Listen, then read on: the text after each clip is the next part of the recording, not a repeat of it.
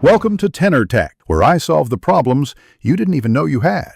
You start by preparing your system. Install the latest GPU drivers and reboot if you didn't already. Make sure Minecraft is closed. Next, open Windows Settings, go to System, Display, and click Graphics Settings. Once there, you're ready to assign the dedicated GPU to Minecraft. This step prevents Windows from auto-selecting the integrated chip, so do it now. It's quick, and it makes the rest reliable. So pause any background downloads and follow along to set the game executable. You'll add Minecraft to graphics settings. Click Browse for desktop apps if you have the Java launcher, or select the Microsoft Store app entry for Bedrock.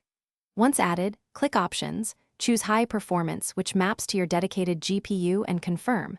Make sure the GPU name shown matches your discrete card. This verifies Windows will use the right processor.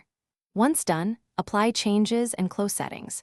You're telling Windows explicitly which chip to use, so transitions are immediate and repeatable every time you run. Now launch Minecraft and verify the dedicated GPU is active. Open Task Manager's performance or use the in-game debug overlay to watch GPU utilization. If the wrong GPU is still being used, return to graphics settings and reassign the exact EXEU launch. Sometimes launchers spawn child processes that need separate assignment. If problems persist, reinstall the GPU driver and set Windows Power Plan to high performance. One key tip: if you see zero usage, double-check you assign the correct.